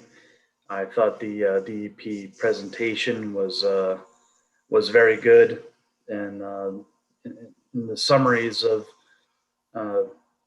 where we are and where we need to be, should make a lot more sense. Whether or not the letter made any sense that went out, it was the letter they require. So it's up to the rest of us to have meetings like we had the other night and address the issue that way. The spec is changing. It's going from 70 to 20, and we have till the end of the year to get it straightened out. Does that sound right, George? You're close. You're very, very close. He'll have his chance soon. So I would just say, it's getting the right communication and the right education out there isn't easy, and I'm sure all the boards and other board of selectmen were trying to find ways to be more effective at that communication. That's all I have. Thank you. Thank you, Chairman. Mr. Johnson. You can go during department there, George. I'm sure everybody wants to hear what you have to say. Mr. Marcy. Thank you, Mr. Chairman. Yeah, I'm going to piggyback on Mr. Johnson. Thank you for inviting us to that meeting. I thought, although the jurisdiction sits with water sewer, I found the PFAS issue, although we're on the leading edge of it, it's a town-wide issue, and we had to work as a team to solve it. I still think that for people, as we start giving updates more frequently from the water sewer department, I'd still like to see an option for people who would like to get some bottled water, maybe get refunded if they bring receipts in or something like that. At least opt for the people who would be affected by it the most. I think it's the responsible thing to do. And the other thing I had was just communication as a whole. I think I've said this before, but I'm going to say it again. One of the things I think we really want to do and continue to do is be better about how we put out our information and make sure we put it in places where people are going to see it and consume it. And a lot of that is social media. So I know there's lots of different ways to do that. But I think just like putting out the COVID results for the week, I've heard nothing but positive feedback on that. I think we need to continue to do that. I think people these are the basic things, they want to know if they're, what's going on with my water. I want to know what's going on with the caseload. So just, let's put our heads together. Maybe we can spread out the work on who's providing updates. And, if there's information out there that might not be completely correct, we can, just sort of say, well, actually, this is the way it needs to be, or something like that. Just so people are informed and the source of information is coming from the town in the right manner. So it's beyond our meetings and YouTube and the Webster Times. So I guess Facebook and online is where people want to see us and see us making decisions. So let's keep up the good work there. Thank you, Mr. Chairman. Thank you, Mr. Marcy. George, you're chomping at the bit. No, Departmental communication, you're up, my friend. Mary, I wanted to touch on a couple of things quick. Oh, Mr. Sullivan, go ahead. First, we usually do it at the beginning of the meeting, and I'm not sure if we had done it previous, but I believe since the last time we met, former selectman and current water commissioner father, Jack Sikowski, passed. Jack gave a lot of time to the town. He was a veteran, gave a lot of time to the veterans. And again, I apologize if we've addressed it before, but I think it should be mentioned again. And I know I speak for the board. We send out our sympathies to the Zakowski family. Also, Ted was a employee for a short period of time in the town too, his other son. So Jack was one of a kind, but rough exterior, but he had a heart of gold. Sure did. And the other thing I want to kind of touch on, Mr. Marcy kind of did, as we all like to know and joke, I'm not a big technology, social media guy, and some of you guys on the board are, and occasionally I get screenshots of things that are said. And again, like you said earlier about the masks, and everyone's always said it's not about left and right politics, but we just sat through a period where social media threatened the very fabric of our democracy. And while Dudley is nowhere near Washington, D.C. and the Constitution, it's not productive when people put things out there that are blatantly false, and they probably know it's blatantly false, but they put it out there and it gets repeated enough that it becomes fact. You know, and one example, when someone put something out there about the dirty dirt that was found at the fire station is what contaminated our water supply. You know, and it is couched as like a phrase with a question mark at the end. And then all of a sudden it starts drumming up all these other conspiracy type theories. When George had already given us two presentations back in the fall on what the town was doing to address it before it was even an issue that needed to be addressed.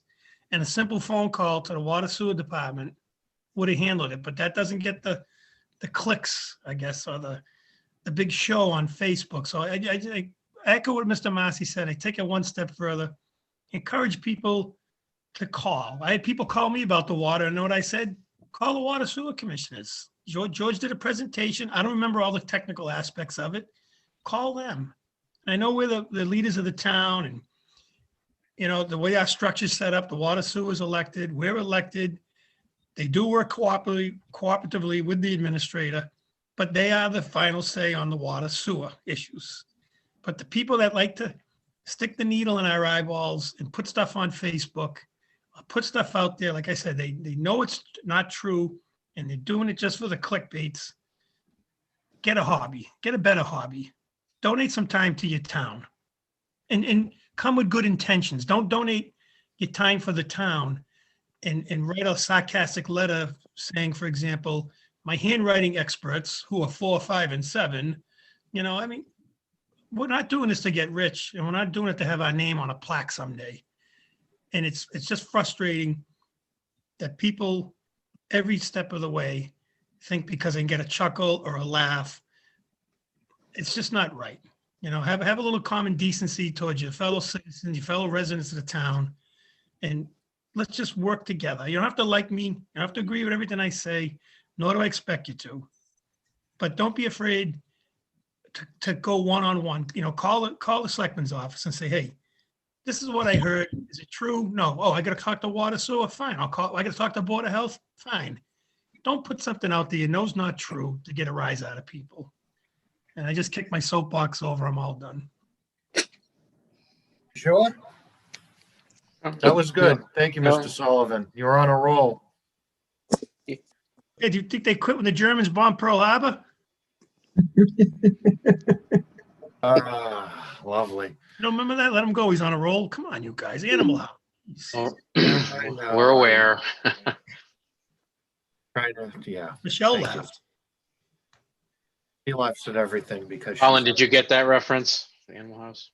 I messed up. All right, George. You guys ready? Patient. You're like Well, the chocolate lab with the cookie on the nose. You've just been sitting there patient. Your turn. I want to thank Mr. Sullivan for his comments because he's entirely correct. The department's been plagued a lot with this social media business, and a lot of it is not right. It's misleading. It's not even factual. We're sorry about the notice, the way it went out, because we don't control that. That's controlled by the state.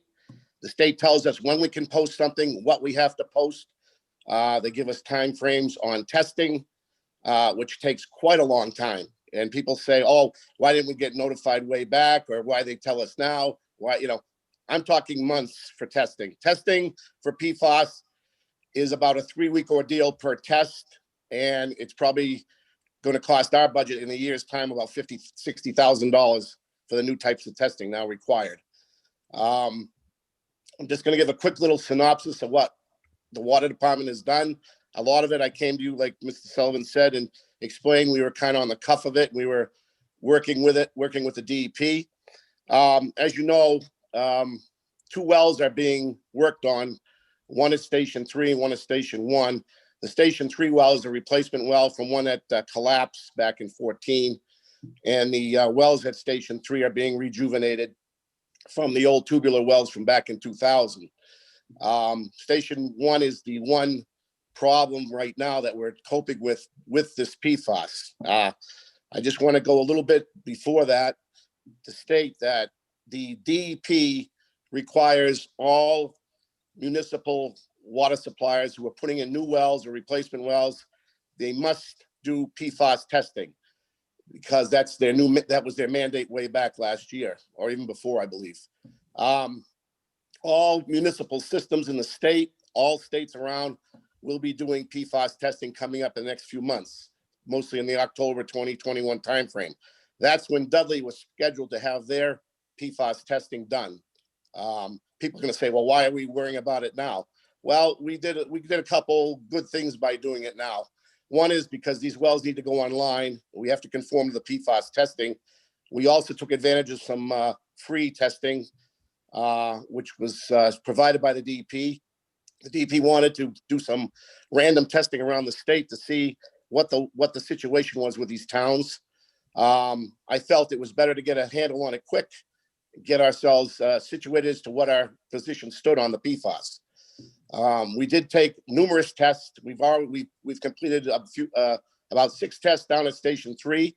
That's including the new well and the old well. Now, the notice that went out was regarding that old well. As you know, Dudley's only got 2 stations working right now. And that well, that old collapsed well that we've sort of band-aided, we're still using it because we need to use it. We've been trying to get the new well online as fast as possible. It's coming in the beginning of February. And the only reason why this had to happen was because and I hate to blame this, but doing the COVID and everything else, industry shut down. We couldn't get parts.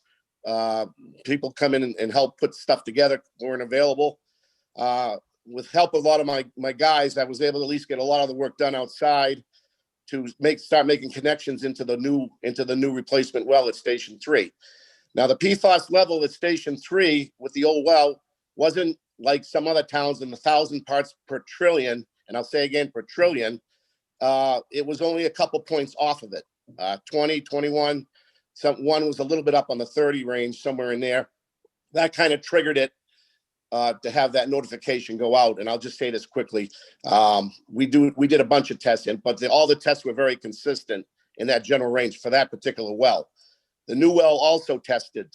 And since it was right on the same aquifer on the other side of the building, it too had some PFAS levels, but it bordered the 20 parts per trillion, which was set by the state of Massachusetts. The EPA set it at 70, like Mr. Johnson said, but good old Mass set it at 20. And believe me, there was a lot of pushback and complaints from all the workers and all the superintendents around the state.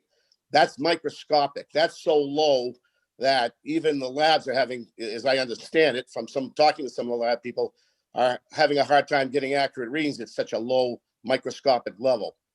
Now, just to let people know, PFAS, we didn't just all of a sudden get it in the last couple of years. PFAS has been in the water, been in the soil. It's in your home cooking ware, your Teflon pans, pots, raincoats. You go to McDonald's and get a Big Mac, it's in that container with the coating on it. You know, this has been going on for decades. They just came out with the EPA to start looking at this, and hence this is where we're at this point. So by getting this testing done right now, not only have I been getting a great amount of assistance from the DEP, but I've been able to take advantage of many of their financing and grant programs because it's money that's available only for a short time till it's exhausted. And we're one of the beginning towns to address this issue. There's been some towns already that have had it high, had already gone to a treatment facility, what have you. Just to let you know, if we had not started these well programs to get the wells put online, the new wells, and we took the test in October, we would have been in kind of a big trouble because we would have been using that well for about another year, so that until we worked on a program to mitigate the PFAS in the well. Along with the well, in the new well, we were able to secure some borrowing to fund a project for blending by putting a water main from Station 3 to Station 6, about 1,800 feet away. As a lot of people know, Schofield Ave had congested with some traffic because of that project. Project is completed. We're only waiting on the finished product at Station number 3's new well, we call it Well 7, to come online. And like I mentioned before, sometime in beginning of February, to start blending that water together with the 2 stations working simultaneously to bring that level from 20 parts per trillion or 21 or whatever it is in that area down to the safe state levels, okay? It's a temporary situation. It's all leading to a treatment facility that we're going to be looking at station number 6. We've already been awarded some grants for that. For pilot testing, there's a lot of testing involved. As I stated before, people think this thing is easy. It's quick. It's not. Everything takes months and months, and actually a year to 2 years for testing. And then pilot programs after that, testing, more testing. And then we'll get into treatment facility down the line in that property so that we can take one station, kick it over to the other, and treat it at one particular station. Now, people have asked me about station number 1, which is up West Main Street. That station is still under testing. We have looked at a bunch of issues with what the water is going to bring down the line for us. The DEP told us specifically that station cannot start unless it's below the limit of 20 parts per trillion and meets the state regs. We already have a game plan for that. And the averaging of the testing has brought us a lot lower. So we're doing more testing. We're going to see where that puts us, and we'll make a decision in the near future as to what way we'll go. Maybe temporary treatment, and then possibly later on a water main from West Main Street all the way through the river and through the woods to Station 6 to be treated there too. That saves a lot of bucks because you're talking $5 million per station for treatment in the general roughness of it. Instead, it would just be putting a water main from one to another like we did for the other station. So we're way ahead of the game. We're just about ready to start the blending, which is a big plus because now we can relax a little bit, and we'll be monitoring that. We'll be reading how that's going to go and planning for our new treatment facility. Station 1 is projected to go online in the fall of 2021, and that's not because we're slow or whatever. It's because of permitting, DEP, and the grant itself requires certain facets to go at certain stages. I can't do anything about that. I just want to let people know a couple of things. One is to make sure they conserve water, and I mean sprinkling or washing cars. It's going to be a difficult summer if it's very hot. We're going to be very careful how we go because I'm going to have 2 stations simultaneously running now instead of separately. So that's another thing we're going to be looking at down the line, how we can sustain ourselves with that. When Station 1 comes online, that'll be a major help to bringing us back where we need to be for water supply. I would like also the public to view that meeting, the tabletop meeting from last Thursday. I think the DP made a great presentation. I think a lot of people after that stopped calling. They understood what was going on, and they realized that we were addressing this situation early. And by addressing it early, we got a great jump on everything, and DEP is happy about it too. And we're doing all the right things. And I'm always in contact with Section Chief of DEP and the Regional Director about our progress so that they know where we're at and where we're going. But we're sorry that the notice was a little bit vague and a little concentrated. We can't control that, and I can't speak a lot on other matters of health, this and that. It's not our purview. We're not allowed to do that. The state is very strict about that. So I can just basically tell you where we're at as far as the water department goes right now. Hopefully that helps you guys a little bit understand. And I'll answer any questions you have.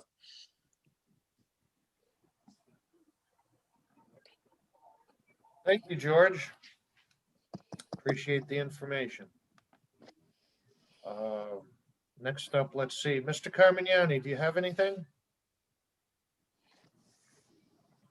Good evening, Mr. Chairman. How do I follow those people? I always have one message. Tax bills are due. Everybody knows February 1st, the tax bills are due. And we're going to have some excise bills coming out middle of February, going to be due St. Patrick's Day. So I get to ruin the Daytona 500 for you and St. Patrick's Day. Sorry about that. The kiosk, the drive-through is outside. Please, everyone, be patient. Things have run very well internally. Each week, there seems to be a newer thing that the Board of Health assistants do. Great group of 4 people who are helping. Going to set some insurance rates This week, the Insurance Advisory Committee for the Hampshire Council of Governments Insurance Trust, they're going to have their meet. Rates look good. Can't promise anything because we're only, 2% of the weighted vote. If anybody watched while I was participating in the meeting, doing all of my annual reports, continuing disclosures, as much as George needs to borrow some money, we need to make sure that everything's in compliance. So we're dotting our I's, crossing the T's, making sure that the municipal bond market sees the town of Dudley as oh so attractive. It hasn't been set yet, but I would imagine there'd be a ratings call at some point in the next 6 months, if not sooner. Other than that, stay healthy, stay warm. Everyone have a good evening. Thank you, Mr. Carmignani. Fire Chief, Mr. Kochanowski, do you have anything? Yeah, real quick, just that I've been working with the town administrator and the health agent to, I think we got most of the first responders, at least their first shot done through Harrington Hospital. I think a lot of them probably have now had their second shot. I continue to work with the Board of Health. We've started DPW and water sewer and trying to move through the phases. I talk to Jamie Terry pretty much daily, sometimes not always daily, but we're trying to keep that going, and we got some plans in place. We're just waiting for the state and the feds to start releasing the stuff and give us the guidance to follow so we know what we're doing. But we're ready to go. We're prepared. As soon as they let us know, we can start giving people shots. People need to realize that, again, we're at the mercy of the state and the federal government. Until we get the product from them, we can't do anything. And one last thing, I'd just like to acknowledge Roberta Johnson. She's got a lot on her plate, but she's done a fantastic job with the contact tracing. I know that's a heavy task, but she's always on top of it, and she's sending us updates every day, even on the weekend. And I just thought she should be acknowledged for a good job. Thank you, Chief. Police Chief, Mr. Weiner, how we doing? Good, thank you, Mr. Chairman. Yes, I'll echo Chief Kochanowski's comments on the. We meet weekly. We've been doing that since probably back in March with the Board of Health, the health nurse, the town administrator, fire chief. We've been doing everything like that weekly to kind of go over things, and everybody's really doing a good job of keeping track of everything and how it moves, because this goalpost seems to move almost every week. And so the way things change, the crew really does a good job of trying to keep up with everything that's out there. So we're trying to keep our finger on the pulse of the operation, as they say, for the most part. We've had a couple of things with the courts have been closed off and on in the last month or so. So we've been dealing with the same thing with remote service and everything else like that we've had to deal with. Have probably half of my group is vaccinated now, so most of us have gone through the second round. So knock on wood, we're hanging in there pretty good with everything as it plays out. So the biggest thing for me right now is the police reform package went through and was signed on the first of the year, or on New Year's Eve.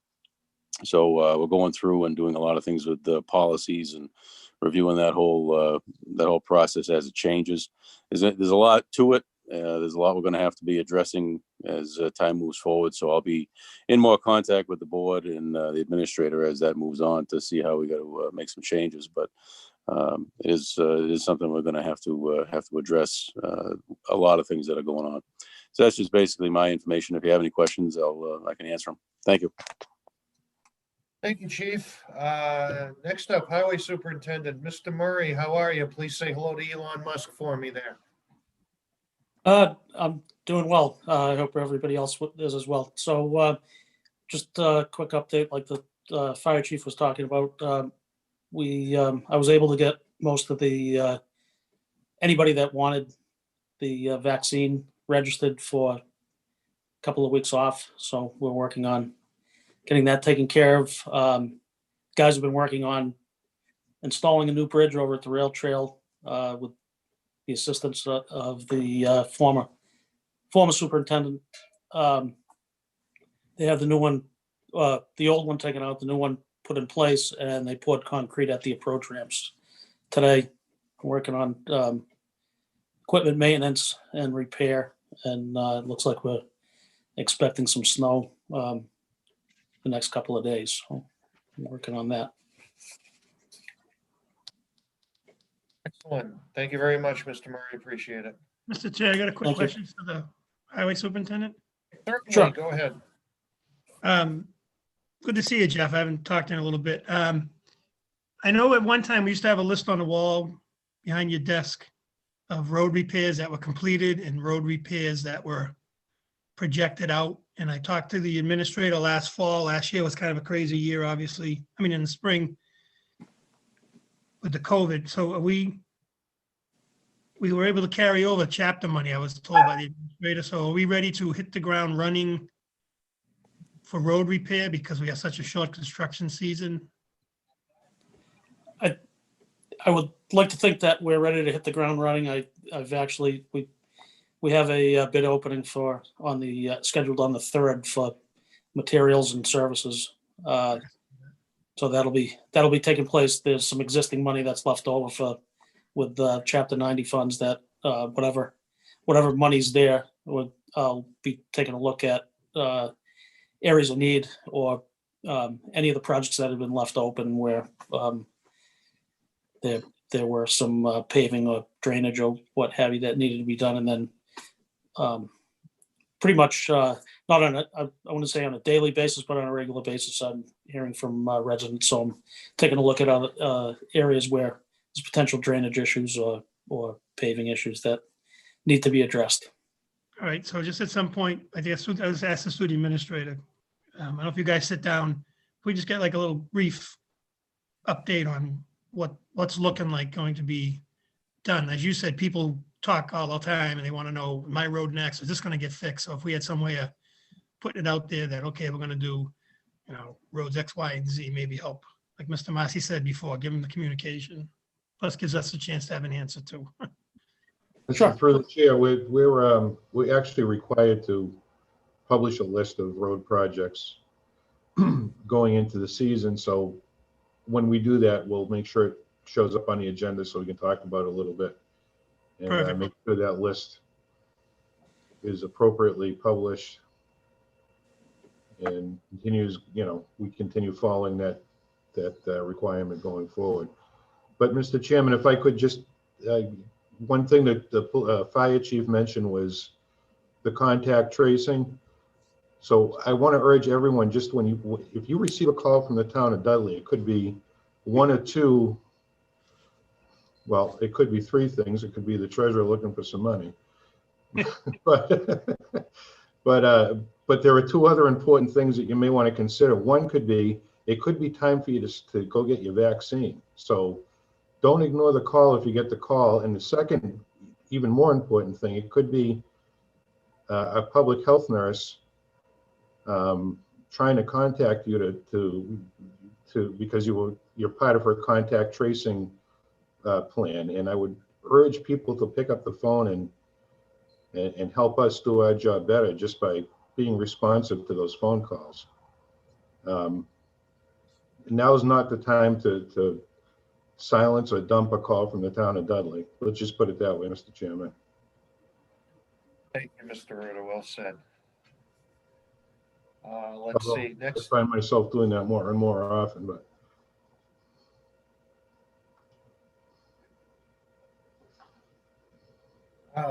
next up, we have the student rep, Colin. What's going on at Shepherd Hill, sir? Good evening, everybody. Sorry for that little location switch there. I had a noise distraction that occurred, so I need to get away from that. But so good evening. Today was the first day of the second semester at Shepherd Hill. Today we began a new hybrid model, which allows for more class time and meets the new state requirements. The new schedule is somewhat similar to the original model, as students still attend school in person on their cohorts mornings.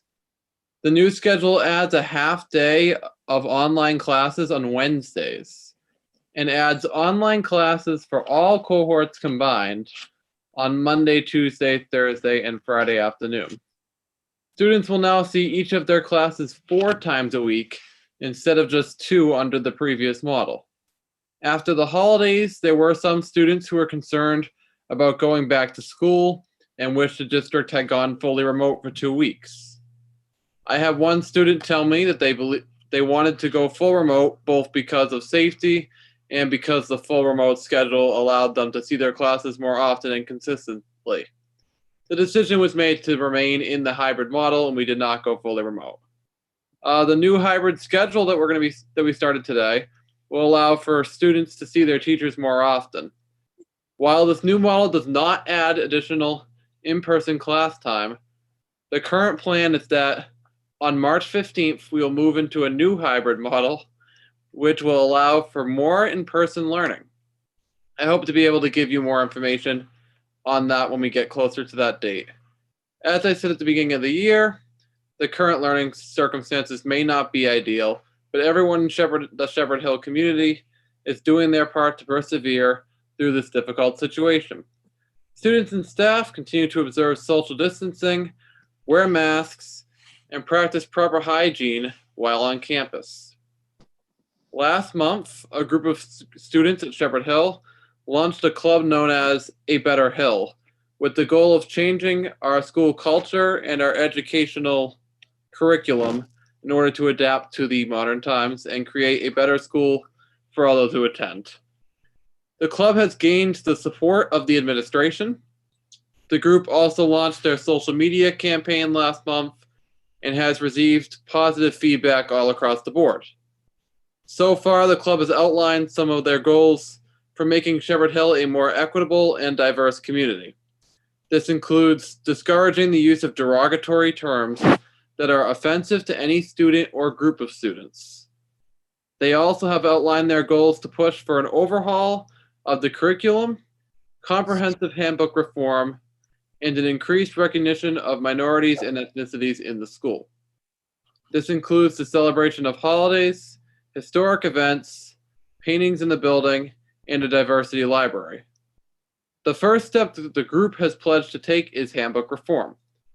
This includes removing outdated dress code restrictions that discriminate against certain ethnicities or minorities, and rewording our core statement and learning expectations to encourage students to become more socially aware, and to specifically prohibit racial, religious, gender, sexual orientation, and disability-based hate speech. The club has their first meeting virtually at 2:30 tomorrow afternoon at the conclusion of school, and all students are welcome to attend. I am looking forward to see what this group can accomplish, and I will certainly keep the board and the community updated on the progress. So, sports and music. The boys and girls basketball team began their season last week, and they have held tryouts. The track team has begun holding out-of-season practices as authorized by the MIAA to prepare for their season, which is scheduled to start on February 22nd. All of our teams are observing social distancing and mask wearing while at practices. The Shepherd Hill Show Choir performed a modified version of their annual holiday show. The show was performed from our gymnasium while performers wore masks and observed social distancing. The show was live streamed to the Shepherd Hill community so that they could watch it from the safety of their homes. It was a really fun night for all and helped to bring joy to our community in a time where it is needed the most. In conclusion, while we begin our second semester at Shepherd Hill, we recognize that there are still many challenges ahead, but we as a school remain ready to face them as a community. Thank you, everyone, and have a great evening. And if you have any questions, I can answer them. Thank you very much, Colin. Appreciate it. One thing I forgot to mention, I got on a roll during my comments, but Michelle, I understand you completed a grant writing symposium class type of thing. So now you're able to write grants for us. Get that pencil sharpened, ma'am, please. Thank you. That's all we've got on the agenda, it looks like. Next up is adjournment. Motion to adjourn. Second, Roll call vote.